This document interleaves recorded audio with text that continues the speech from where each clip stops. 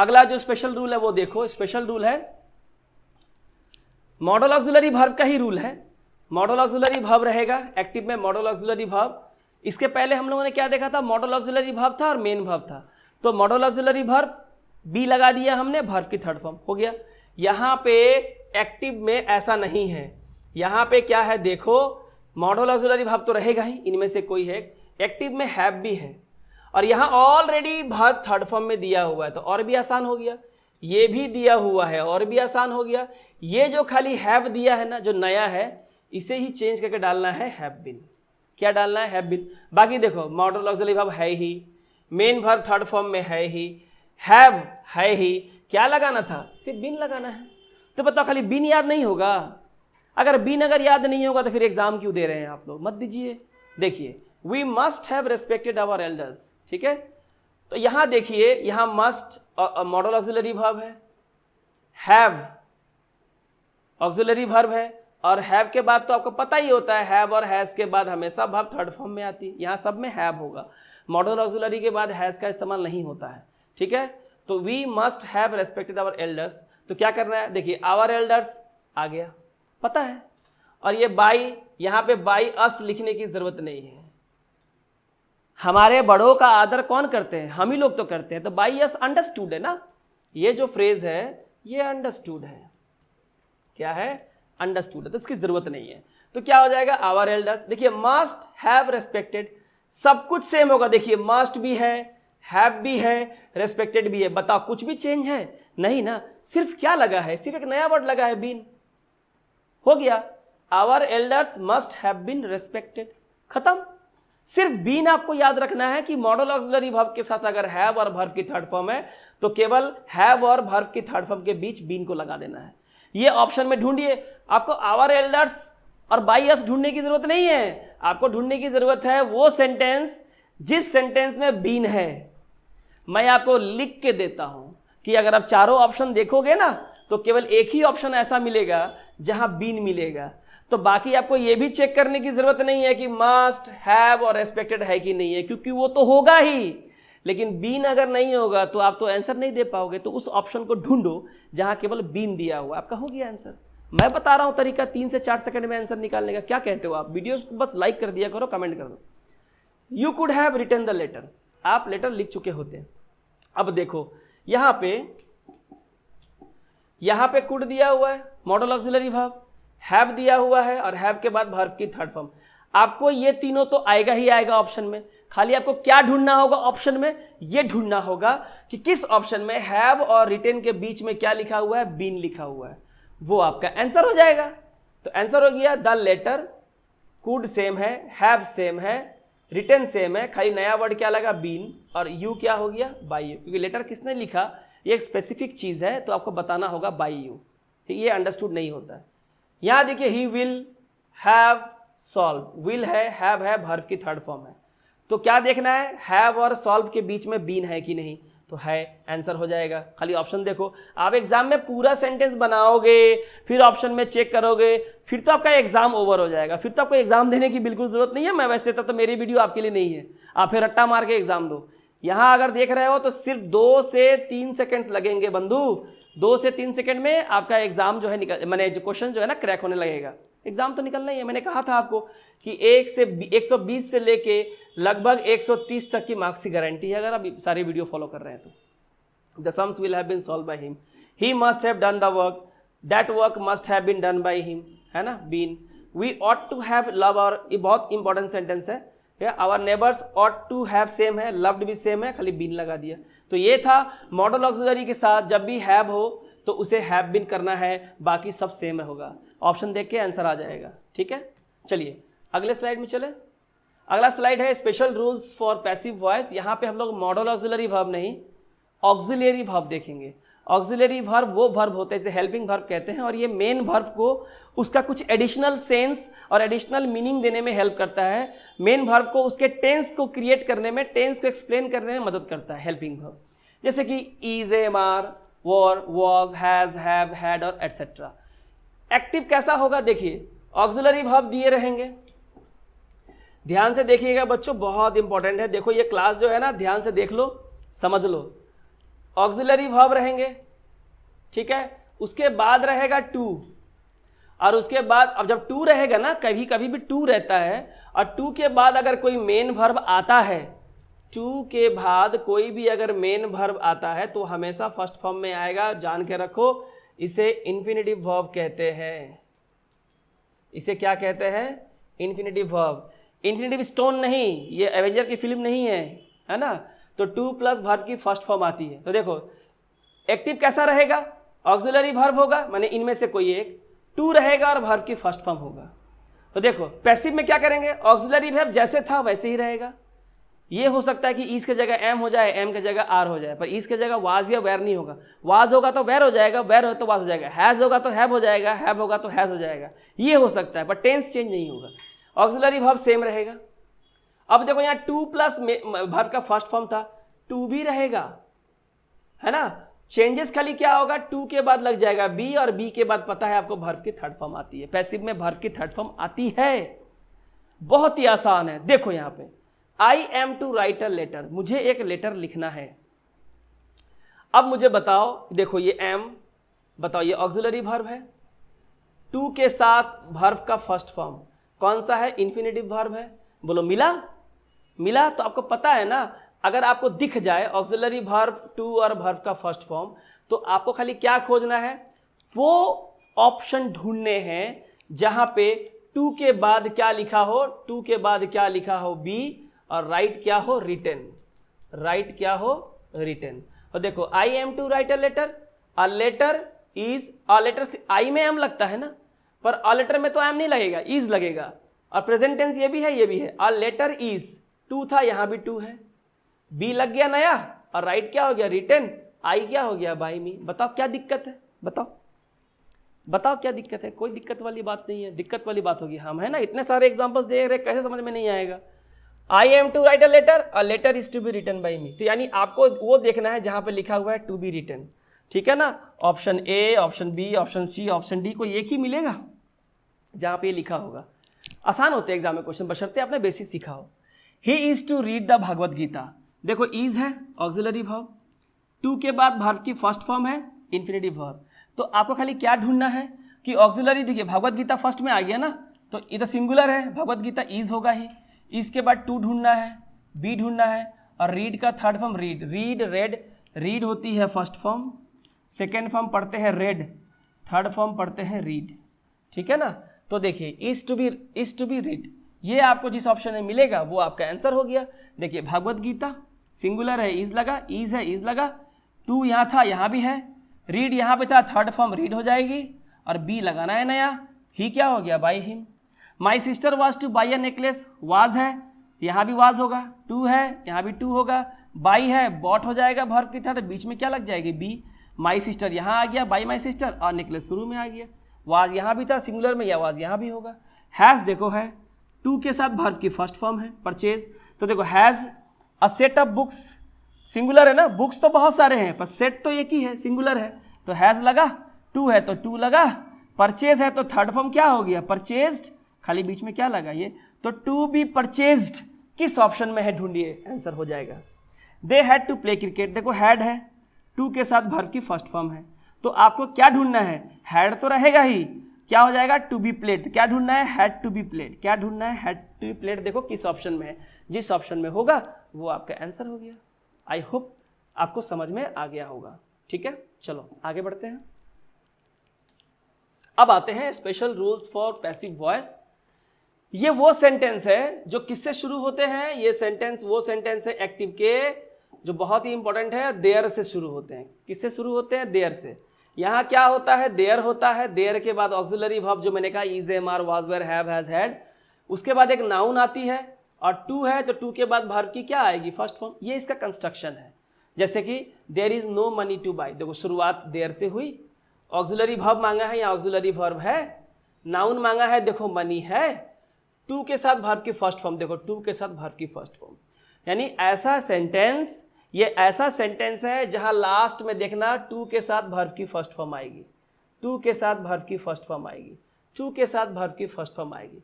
पता है आपको ऑप्शन में क्या देखना है? टू बाई है, देखो टू बी बॉट कहाँ पे है, टू सेम है, बाई हो गया थर्ड फॉर्म में, बी लगाना है।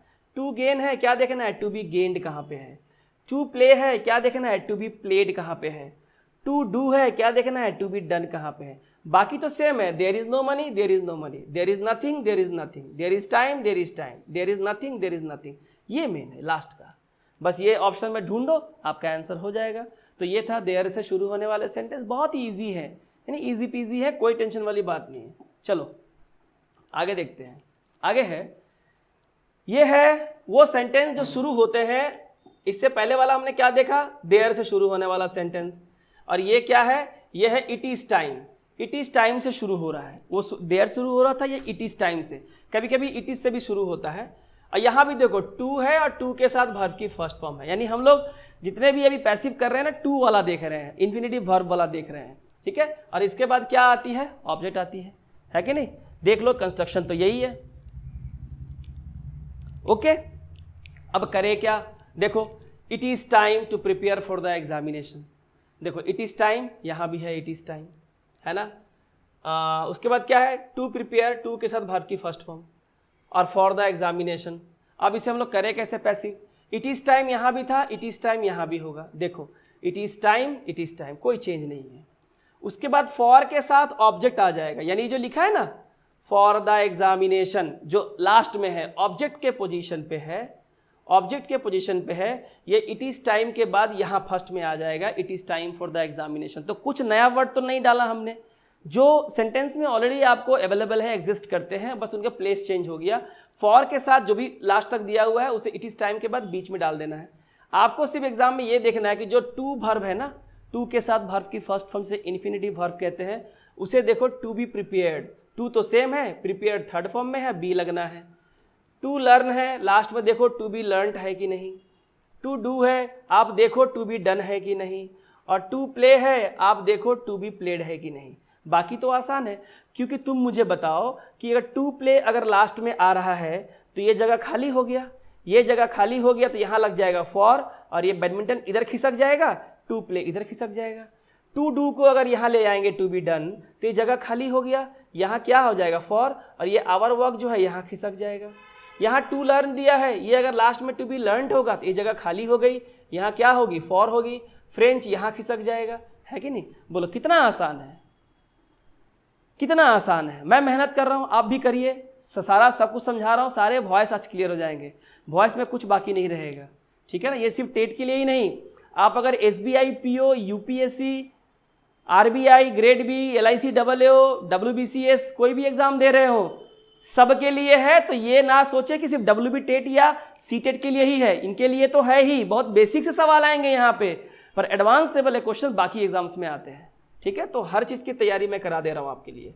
चलिए अब आगे, हमने सिंपल सेंटेंस वाले सारे देख लिए, ठीक है। अब जो है ये देखना है ऐसे सेंटेंस जहाँ पे लोगों को ऑर्डर देते हैं या कमांड करते हैं, और आर्मी वगैरह में कमांडिंग करते हैं, रिक्वेस्ट करते हैं, एडवाइस देते हैं, सजेशन देते हैं, प्रपोजल देते हैं।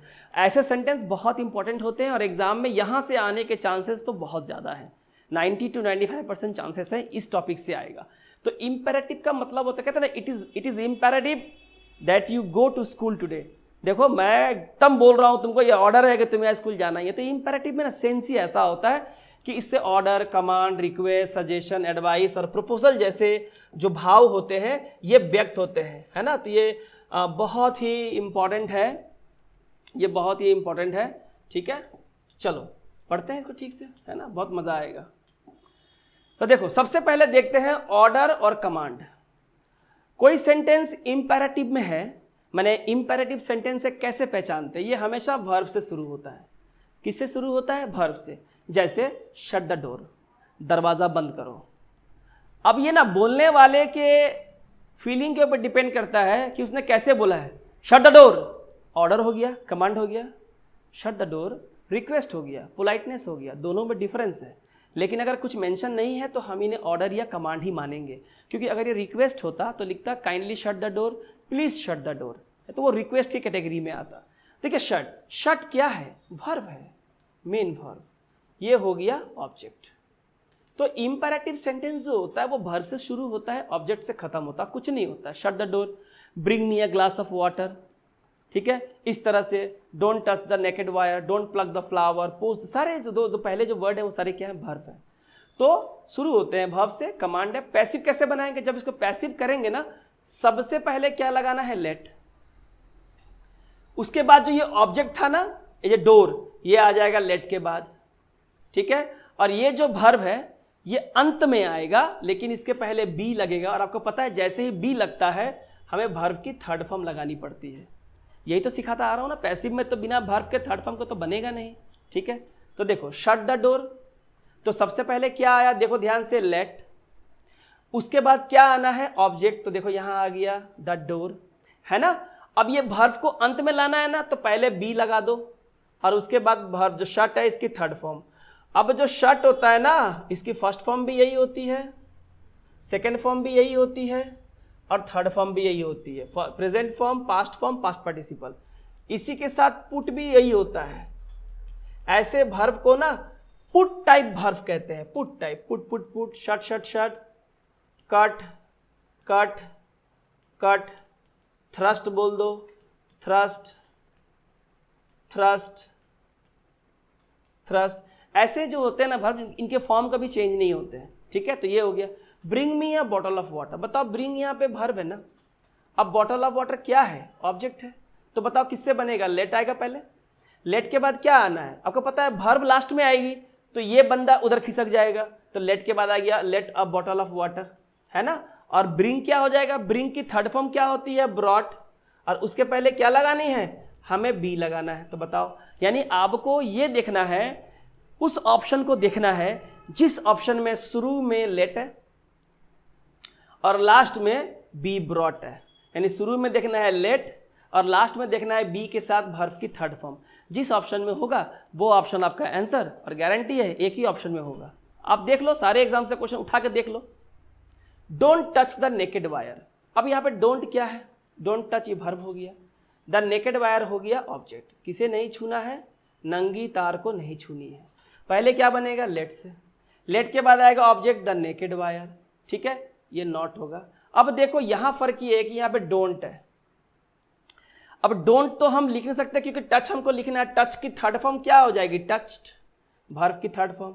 इसके पहले आपको पता है बी भी लगाना है, लेकिन चूंकि ये नेगेटिव सेंटेंस था, डोंट तो यहाँ पे नहीं आएगा, डोंट के जगह क्या आ जाएगा, नॉट, क्या आ जाएगा, नॉट, डू हट जाएगा क्योंकि ऑलरेडी यहाँ पे एक वर्ब है थर्ड फॉर्म में, उसके पहले बी भी है, लेकिन चूंकि नेगेटिव सेंटेंस था यहाँ क्या लगाएंगे, नॉट लगाएंगे, ठीक है, ये हो गया। डोंट प्लग द फ्लावर, यहाँ भी डोंट है, प्लग वर्ब है और ये क्या है, ऑब्जेक्ट है। पहले क्या आएगा, लेट आएगा, लेट के बाद क्या आएगा, ऑब्जेक्ट द फ्लावर्स, डोंट क्या हो जाएगा, नॉट, बी तो आपको पता ही है, मैंने बताया था आएगा, और वर्ब की थर्ड फॉर्म, प्लग यानी तोड़ना, प्लक्ड हो जाएगा। पोस्ट द लेटर, पोस्ट यहाँ वर्ब है तो हो जाएगा लेट, उसका आएगा ऑब्जेक्ट द लेटर, पोस्ट क्या हो जाएगा, बी पोस्टेड। देखो क्या दिक्कत है, कोई दिक्कत वाली बात नहीं है। ग्रामर की गजब कॉन्सेप्ट सिखा रहा हूं आपको, बहुत ही सुंदर, बहुत ही आसान तरीके से, fully updated, in full detail, कुछ छोड़ के नहीं कि बात की वीडियो में पढ़ाऊंगा, ऐसा नहीं, सारा पढ़ा दूंगा। इस वीडियो का अगर आपने देख लिया ना, वॉइस चेंज की इस वीडियो का अगर आपने देख लिया तो मैं आपको गारंटी देता हूं कि दूसरी कोई वीडियो आपको देखने की जरूरत नहीं पड़ेगी। ज्ञान तो आप कहीं से भी ले लें, हर जगह ज्ञान बट रहा है, सारे जगह ज्ञान बट रहा है, जहाँ से भी ले सके ले लीजिए। मैं अपनी बात कह रहा हूँ कि मैं बहुत मेहनत करता हूँ, तपस्या से चीज़ों को बनाता हूँ, पूरी चीज़ देने की कोशिश करता हूँ, कुछ यहाँ पे पेड नहीं है, सारे के सारे फ्री हैं। हाँ, ऐसा होता है कि जब लोग कहते हैं कि सारी फ्री हैं तो लोग उसको बहुत कम तवज्जुह देते हैं। अब शुरू कर दीजिए तवज्जुह देना, है ना। निःशुल्क में मिलने वाली चीज़ बुरी नहीं होती है, ठीक है, ये प्यारी भी होती है और कीमती, जो जिसकी कीमत देख के हम देते हैं उससे भी कई गुना महंगी होती है अगर उसमें क्वालिटी को मेंटेन किया गया है। और यही चीज़ यहाँ मैंने काबिल अकेडमी में इस गजब ग्रामर कॉन्सेप्ट की इस वीडियो में मैंने यही किया। हर ग्रामर एक कॉन्सेप्ट में आपको गजब कॉन्सेप्ट मिलने वाला है, तो जी कॉन्सेप्ट याद रखिएगा काबिल अकेडमी का, ठीक है। चलो ये आपको क्लियर हो गया होगा। यहाँ 2-3 बातें मुझे और बतानी है जो थोड़ी सी अलग है और एग्जाम में हो सके तो आ जाए, ठीक है। अब आप यहाँ देखो थोड़ा ध्यान से, यहाँ दिया है don't touch the naked wire, तो इसका मैंने बना दिया ऐसे। अब इसे एग्जाम में हो सकता है कि आंसर में ये ना हो, किसी और तरीके से ये बना सकते, बोला कि don't touch the naked wire. नंगी तार को मत छुओ, यानी आपको मना किया जा रहा है नंगी तार को छूने से। तो आप क्या कर सकते हैं, चूंकि ये नेगेटिव है, कुछ मना कर रहा है, आप इसको ऐसे लिख सकते हैं कि you are prohibited, prohibited, you are prohibited, ठीक है, ये आपको लिखना पड़ेगा। इसके बाद आपको डालना पड़ेगा फ्रॉम, फ्रॉम क्या हो जाएगा, from touching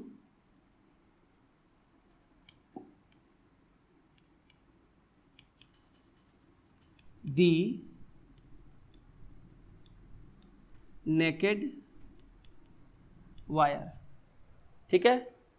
so you are prohibited from touching the naked wire, आपको नंगी तार छूने से मना किया गया। देखिए अब यहाँ पे कोई नेगेटिव वर्ड नहीं है, यहाँ पे जो नोट लगाया था ना ये नहीं है, क्यों, क्योंकि प्रोहिबिटेड जो है ना खुद एक नेगेटिव वर्ड है, प्रोहिबिटेड खुद एक नेगेटिव वर्ड है जो हमने डोंट के जगह पे हमने लगाया था, इसलिए हमें कोई और नेगेटिव वर्ड यहाँ पे नहीं चाहिए। और प्रोहिबिटेड के जगह आप एक और वर्ड लगा सकते हैं, वो है फॉरबिडन, फॉरबिडन मतलब मनाही है, ठीक है। You are prohibited from touching the naked wire, या आप यहाँ पे फॉरबिडन भी लगा सकते हैं, ठीक है।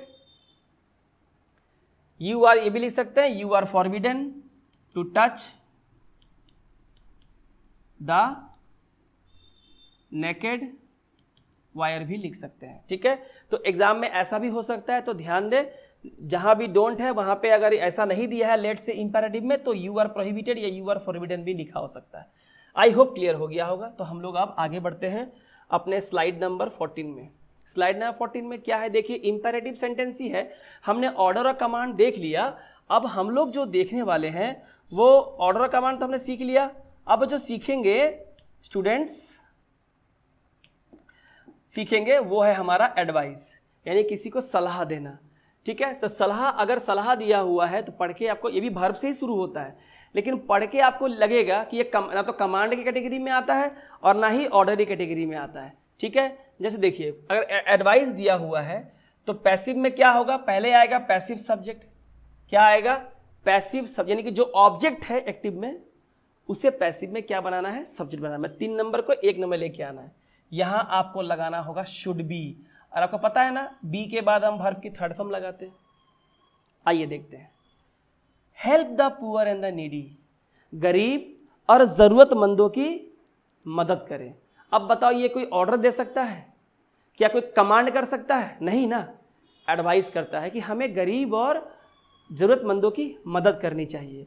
तो ये पढ़ के पता चला ना, पता चला कि नहीं चला कि ये एडवाइस कैटेगरी में आता है। अब बताओ अगर ये एडवाइस कैटेगरी में आता है तो खाली ये देखो जो हेल्प है ना, ये कहाँ पे लिखा हुआ है, शुड बी हेल्प, देखा ना, शुड बी वर्ब की third form, should be help, एक ही ऑप्शन में मिलेगा।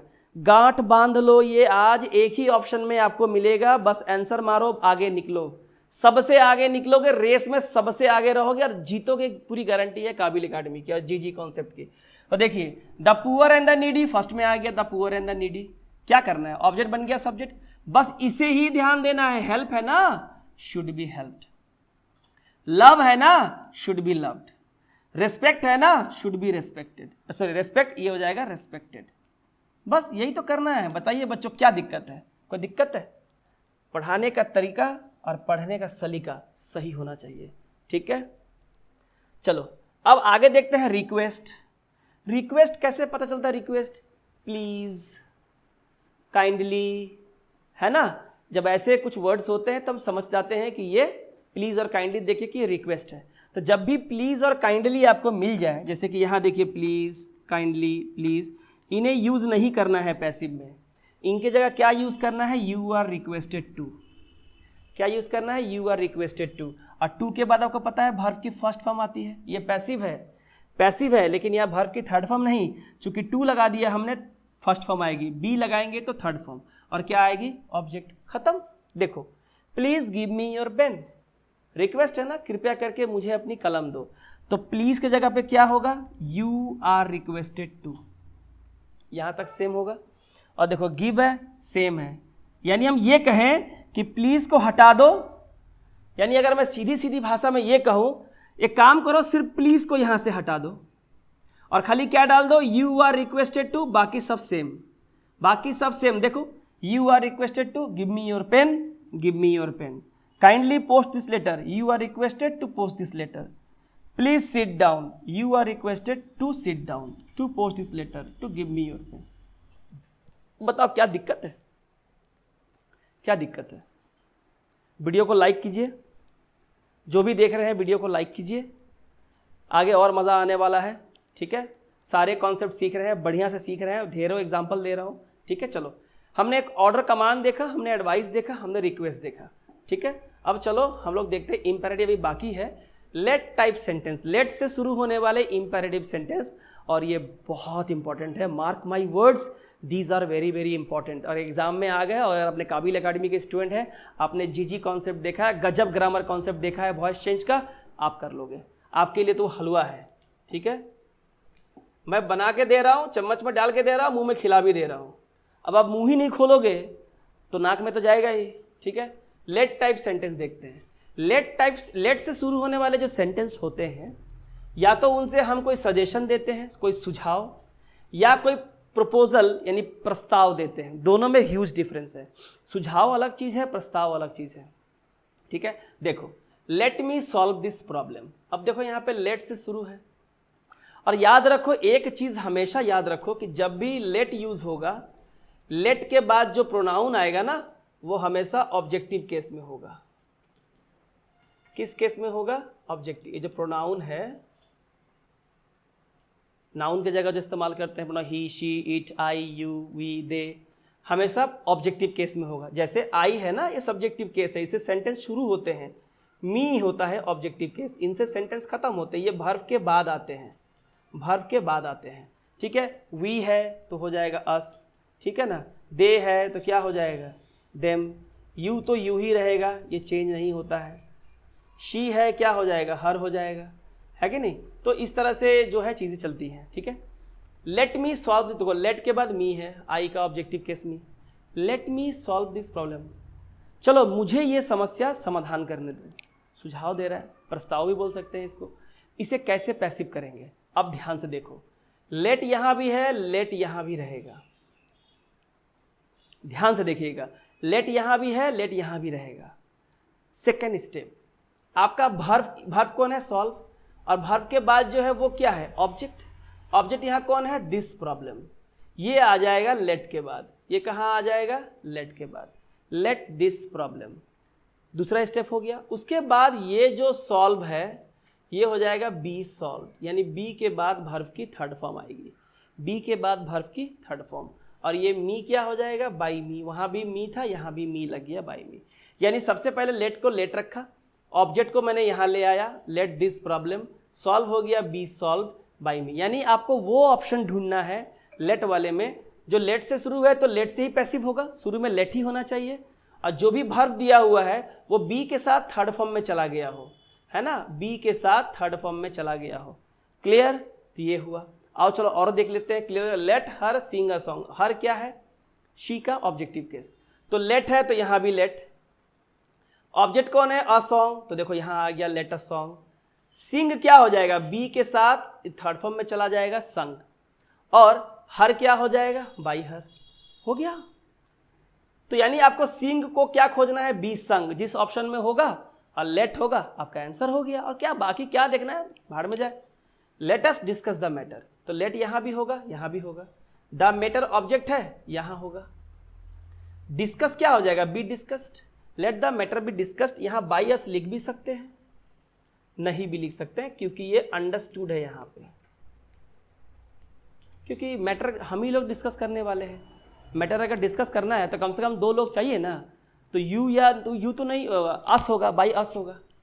लेट अस सिंग। अब यहां देखो, यहां तक तो तुम लोग समझ गए, एकदम क्लियर हो गया, एकदम क्लियर है आप लोगों को। अब यहां पे जरा ध्यान से सुनो कि जब भी लेट के बाद अस होगा, क्या होगा, अस होगा। तो देखो एक तो ये है कि late us discuss the matter, चलो हम लोग मिलके इस मैटर पे बहस कर लेते हैं, बातें कर लेते हैं। लेट के बाद जब भी अस हो, लेट के बाद जब भी अस हो, तो ज़्यादातर केस में पैसिव जो है लेट से नहीं बनेगा। देखो लेट अस सिंग, चलो हम लोग गाना गाते हैं, और कोई नहीं, सिर्फ अस होना चाहिए। यहाँ भी जो अस दिया है ना, इसे भी आप इस तरीके से बना सकते हैं, इसे भी आप इस तरीके से बना सकते हैं। अरे क्यों भाई खुल जा रहा है बार बार, बाद में करूँगा सेव, ठीक है। तो ये देखिए लेट है, लेट यहाँ से हट जाएगा, फर्स्ट स्टेप लेट क्या हो जाएगा, हट जाएगा। लेट के बाद अगर अस दिया हुआ है, लेट को हटा दीजिए, पैसिव में क्या लगाना है, इट इज सजेस्टेड दैट। क्या लगाना है, it is suggested that. Let की जगह क्या लगाना है, इट इज सजेस्टेड दैट, जब लेट के बाद अस हो एक्टिव में, ठीक है। और ये अस ऑब्जेक्टिव केस है, इसका सब्जेक्टिव केस क्या होता है, वी। तो ये दैट के बाद क्या बन जाएगा, वी। और चूंकि ये सजेशन है, यहाँ क्या लग जाएगा, शुड। अब आप देखो ये मॉडल ऑक्सिलरी वर्ब है। एक बात हमेशा याद रखो, मॉडल ऑक्सिलरी वर्ब अगर पास्ट टेंस में है, किस टेंस में है, पास्ट टेंस में है, तो इसके बाद जो मेन वर्ब आएगा वो हमेशा फर्स्ट फॉर्म में होगा। किस फॉर्म में होगा, फर्स्ट फॉर्म में। देखो शेल का पास्ट टेंस, शेल का पास्ट टेंस क्या होता है, शुड। जब ये ऑलरेडी सेकंड फॉर्म में है, जब ऑक्सिलरी वर्ब भी modal auxiliary verb, not auxiliary verb, modal auxiliary will shall can could may might ought to must, इसकी मैंने कही थी। ये जब भी पास्ट टेंस में हो तो इसके बाद जो मेन वर्ब आएगी ये हमेशा फर्स्ट फॉर्म में होगा। इस बात को थोड़ा ध्यान दे, नोट कर ले कि मॉडल ऑक्सिलरी वर्ब जब पास्ट टेंस में हो तो भी फर्स्ट फॉर्म में होता है, मॉडल ऑक्सिलरी वर्ब जब प्रेजेंट में हो तो भी फर्स्ट फॉर्म में होता है। यानी कि दोनों केस में क्या याद रखना है कि मॉडल ऑक्सिलरी वर्ब के बाद वर्ब हमेशा फर्स्ट फॉर्म में होगा। अब इन दोनों के बीच अगर बी लगा दोगे तो आपको पता है ना, बी के बाद वर्ब थर्ड फॉर्म में आती है, पढ़ते आ रहे हैं तब से हम लोग। तो it is suggested that we should sing, let us work together. तो लेट की जगह क्या होगा, it is suggested that, us क्या हो जाएगा, वी। वी जैसे ही लगाओ क्या लगाना पड़ेगा, शुड। शुड के बाद जो वर्ब है वो हो जाएगा फर्स्ट फॉर्म में, जैसे है वैसे। और टुगेदर है, टुगेदर लिख दिया। It is suggested that we should work together. Clear है आपको। लेट अस डांस, लेट हट जाएगा, क्या लग जाएगा, it is suggested that. Us क्या बन जाएगा, वी। वी बनेगा तो शुड लगेगा, सजेशन है। डांस जैसे है फर्स्ट फॉर्म में वैसे ही रहेगी। तो ये हो गया इम्पेरेटिव सेंटेंस के वे सेंटेंस जहाँ पे सजेशन या प्रपोजल होते हैं। तो उसे कैसे करें, दो कैटेगरी है, एक लेट के बाद बिना अस वाला, ये भी दिया ना, let us discuss the matter, इसे भी लिख सकते हैं, it is suggested that we should discuss the matter. It is suggested that we should discuss the matter, ऐसे भी लिख सकते। लेट के बाद जब भी एस हो आप इट इज सजेस्टेड दैट से ही बनाएं, और बाकी के लिए जैसे मैंने बताया आपको वैसे बनाना है। मुझे पूरी उम्मीद है कि इतने अच्छे से एलाबोरेटली डिटेल करने के बाद आपको चीज़ें एकदम क्लियर हो गई होंगी। मैं इसी उम्मीद में अब आगे बढ़ता हूँ। मैं ये मान के चलता हूँ कि आपको समझ में आ रहा है। अगर समझ में आ रहा है तो अब अगला पड़ाव जो है सबसे इंपॉर्टेंट वो है इंटेरोगेटिव सेंटेंस, क्वेश्चन सेंटेंस।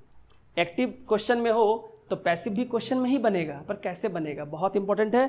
और काफ़ी बच्चों को इसमें आता तो है पर कंफ्यूज हो जाते हैं कि चीज़ें करें क्या।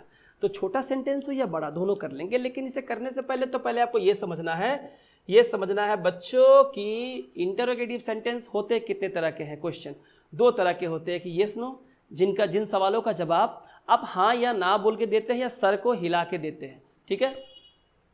और एक होता है WH क्वेश्चन, ऐसे सवाल जिनका आंसर आप हाँ या ना में नहीं दे सकते हैं, जिनकी शुरुआत WH वर्ड से होती है, वाई वेयर व्हाट हाउ, है ना, व्हेन विच हुम हु, इनसे होती है।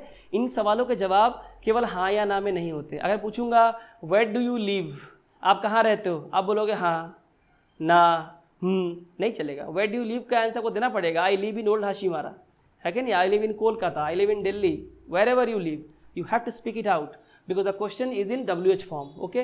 So दो तरह के सवाल हुए।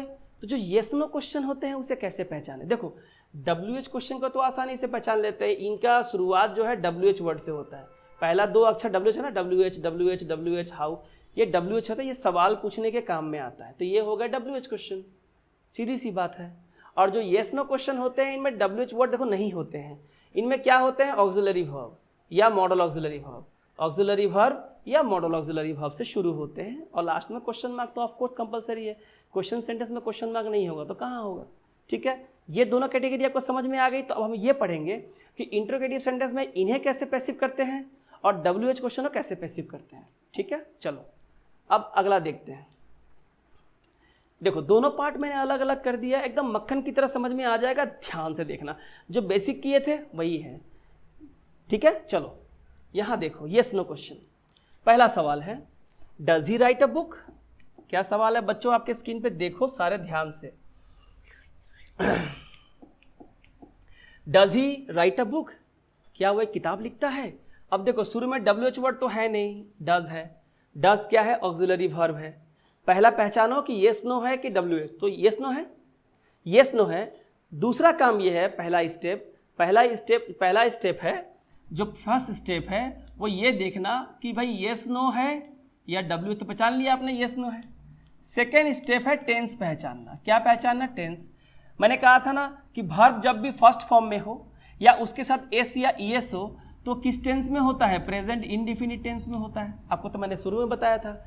और अगर प्रेजेंट इंडिफिनिट टेंस में होता है तो जब उसको पैसिव करेंगे तो क्या मैं नहीं सिखाया था शुरू में कि उसमें क्या लगता है? इज, एम, आर और वर्ब की थर्ड फॉर्म लगती है ना? सिखाया था, ये हुआ।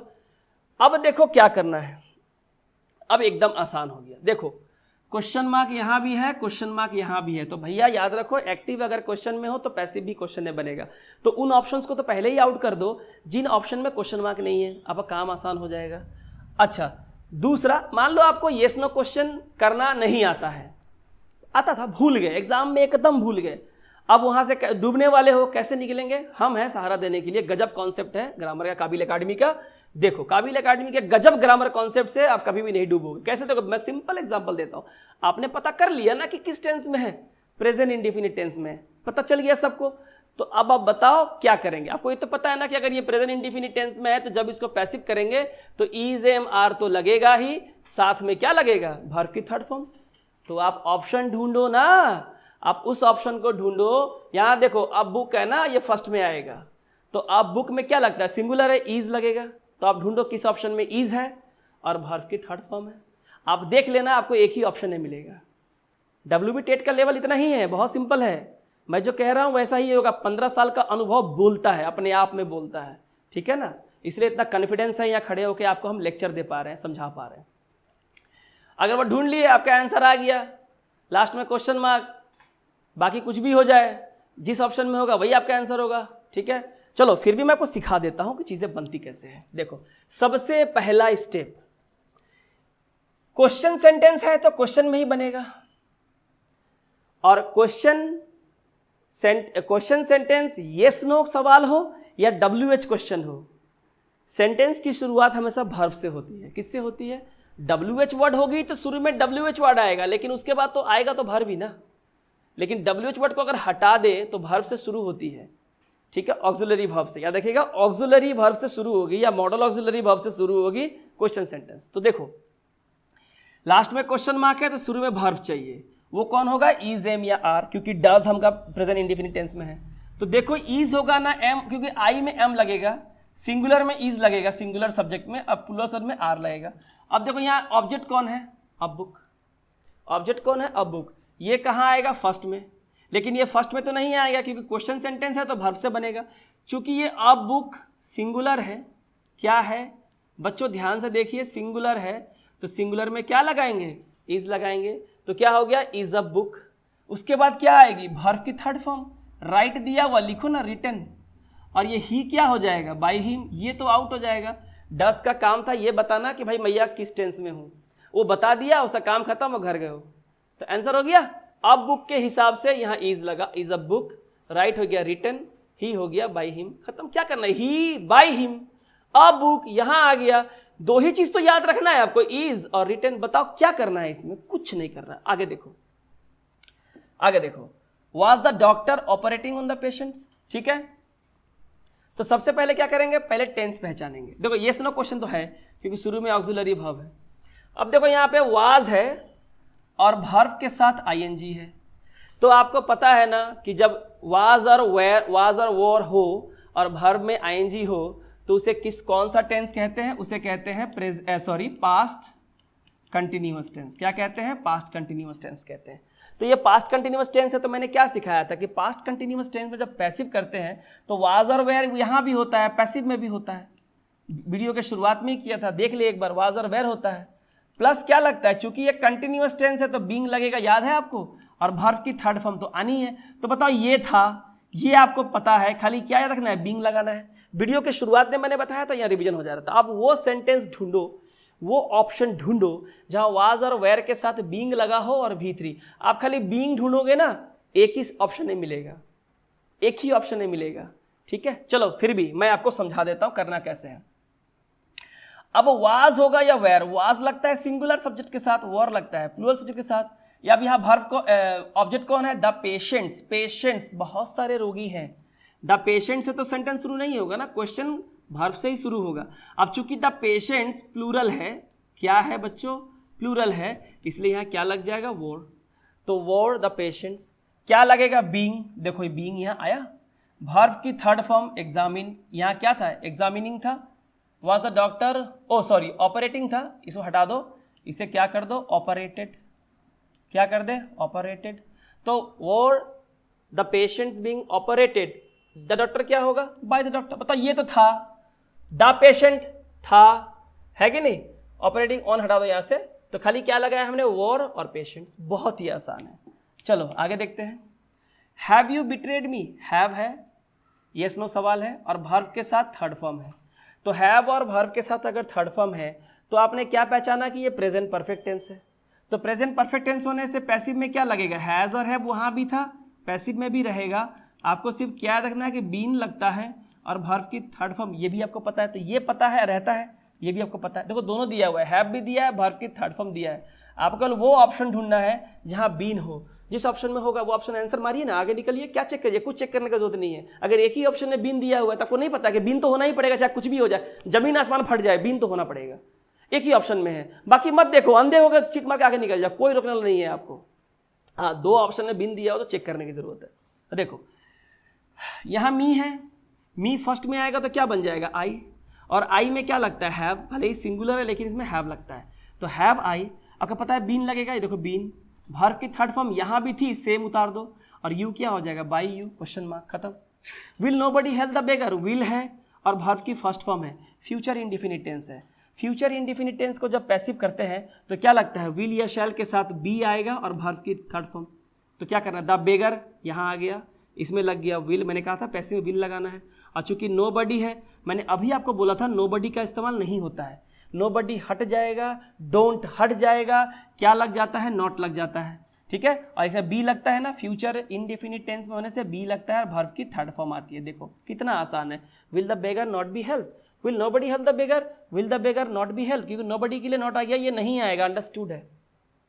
Do robots make this boxes, do, I मैंने डज देखा था, मैंने कहा ना कि ये जो डू होता है, ये जो डज होता है, ये वर्ब की फर्स्ट फॉर्म है, या उसके साथ एस या ई एस है, यानी कि ये प्रेजेंट इंडिफिनिट टेंस है। और अगर ये प्रेजेंट इंडिफिनिट टेंस है तो पैसिव में क्या लगेगा, इज एम आर के साथ वर्ब की थर्ड फॉर्म। तो देखो फर्स्ट में क्या आएगा, दीज बॉक्सेस, प्लूरल है, ये क्या है, प्लूरल है, तो इसमें क्या लगेगा, आर लगेगा। उसके बाद क्या लगेगा, वर्ब की थर्ड फॉर्म, तो मेक क्या हो गया, मेड हो गया। रोबोट्स क्या हो गया, बाई रोबोट, डू का कोई काम नहीं है।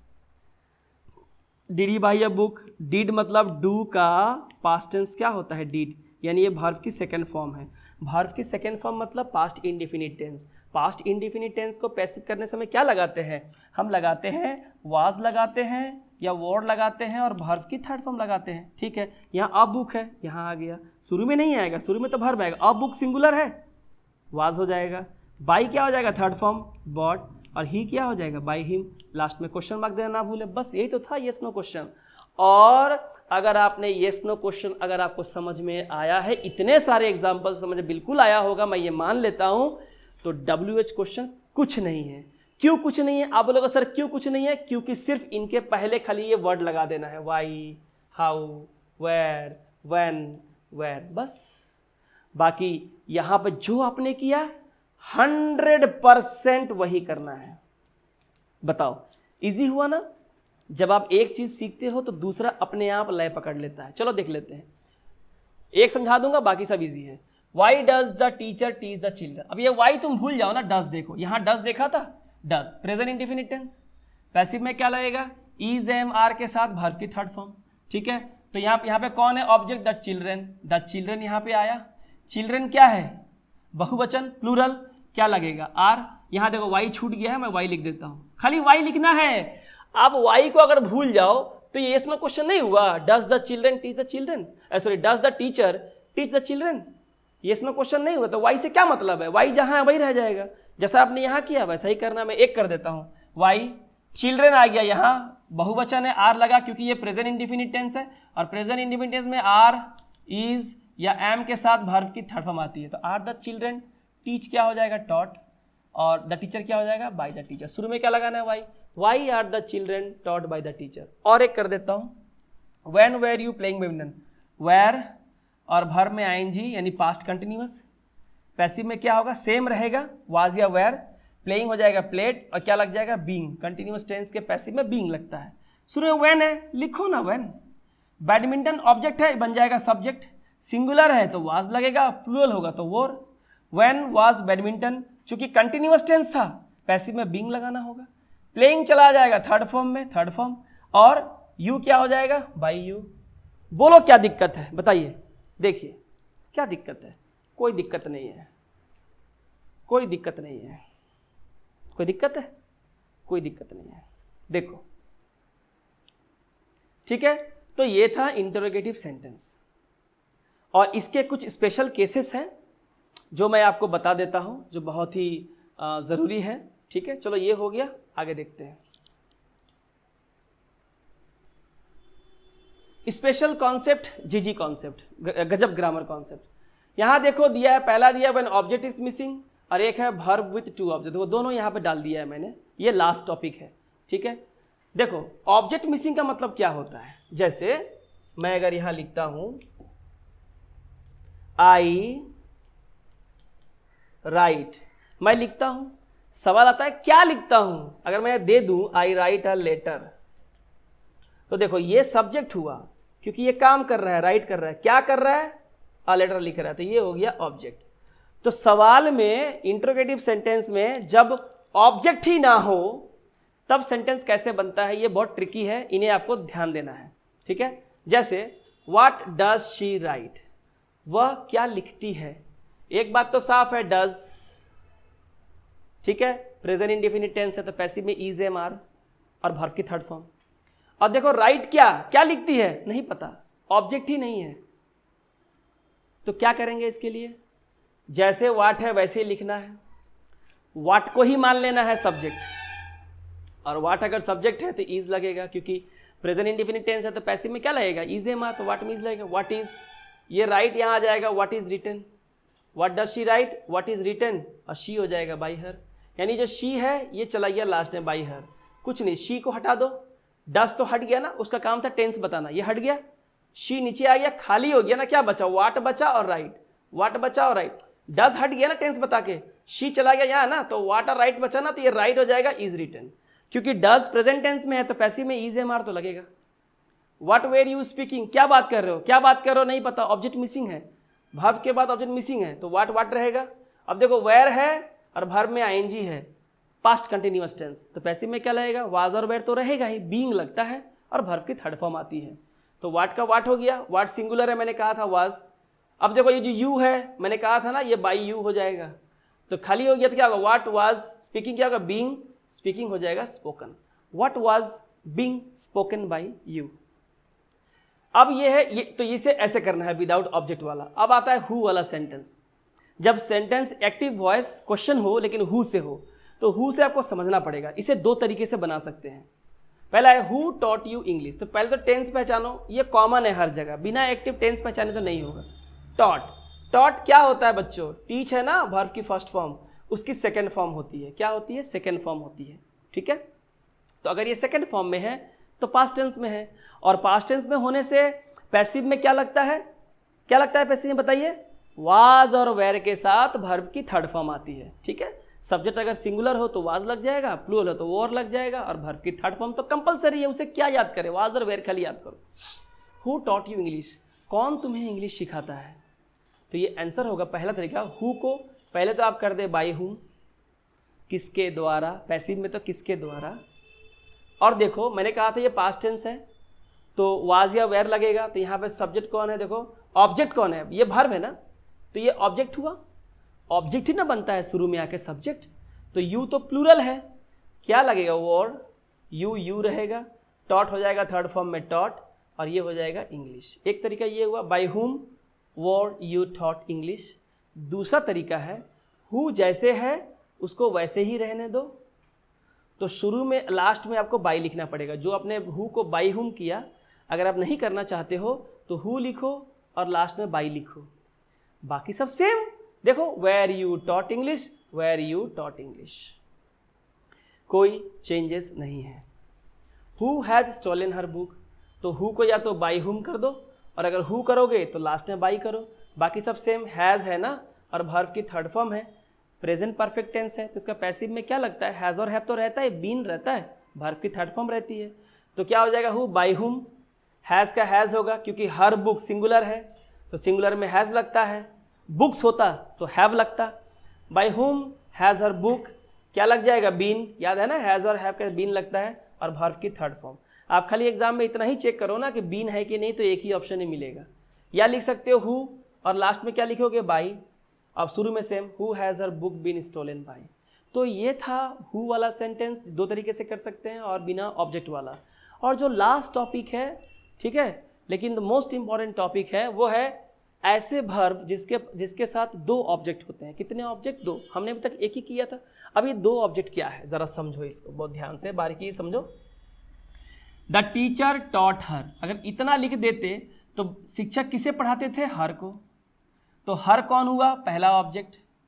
अब अगर इसको एक्सपांड करते हैं, हर को क्या पढ़ाते हैं, तो हिस्ट्री पढ़ाते हैं, तो ये दूसरा ऑब्जेक्ट। किसको पढ़ाते हैं, हर को। व्हाट, क्या पढ़ाते हैं, तो हिस्ट्री, ये सेकेंड ऑब्जेक्ट। अब दो ऑब्जेक्ट है तो दो तरीके से बनेगा, दोनों तरीका आपका सही है। पहला तरीका है, देखो पहला जैसे बनाते हो वैसा एकदम सेम बना रखो। पहले टॉट है ना, वर्ब की सेकेंड फॉर्म है, पास्ट इंडेफिनिट टेंस है, तो पास्ट इंडेफिनिट टेंस। फिर मैं कह रहा हूं पैसिव में क्या लगता है, वाज और वेयर, और वर्ब की थर्ड फॉर्म तो बोलने की जरूरत नहीं है, अब तो मेरा जबान ही थक गया है। तो देखो जो पहला ऑब्जेक्ट है हर, इसे शुरू में लेके आओ, इज कहा ना, 1 2 3 बनता है 3 2 1, और हिस्ट्री को यहीं रहने दो, ठीक है। कौन पढ़ाता है, द टीचर, ये तो पता है ना, हो जाएगा बाय द टीचर। एक नंबर बनता है 3 नंबर, 3 नंबर बनता है 1 नंबर, बीच का झमेला है। टॉट है तो पता है ना, वाज या वेयर लगेगा, तो शी सिंगुलर है ना, वाज लगा दो। टॉट का थर्ड फॉर्म टॉट ही होता है, टीच, टॉट, टॉट। क्या पढ़ाता है, हिस्ट्री, क्योंकि हर तो यहाँ आ चुका है, किसके द्वारा, bye the teacher, she was taught history by the teacher. दूसरा तरीका यह है कि जो दूसरा ऑब्जेक्ट है हिस्ट्री, हर को यहां रहने दो, हिस्ट्री को शुरू में लेके आओ। देखो द टीचर फर्स्ट में है, क्या हो जाएगा, बाय द टीचर। शुरू में हर को लेके आए थे, हिस्ट्री यहीं पे था, हिस्ट्री को लेकर आए हैं तो हर यहीं पे होगा। खाली क्या करना है, शुरू में हिस्ट्री सिंगुलर है तो वाज लग गया, वर्ब की third form. History was taught हर या टॉट टू हर, दोनों लिख सकते हैं, कोई गलती नहीं है। History was taught to her और history was taught her by the teacher. तो इसे कहते हैं वर्ब विथ टू ऑब्जेक्ट। मैंने एक और एग्जांपल दिया है यहाँ पे, the students told me the problem, तो मी से बना लो, I was told the problem by the student. Told यहाँ ना वर्ब की सेकंड फॉर्म है तो वाज या वेयर लगेगा, वर्ब की थर्ड फॉर्म। या द प्रॉब्लम से बना लो, the problem was told to me या told me by the students. ठीक है, आ गया समझ में, देख लीजिए एक बार।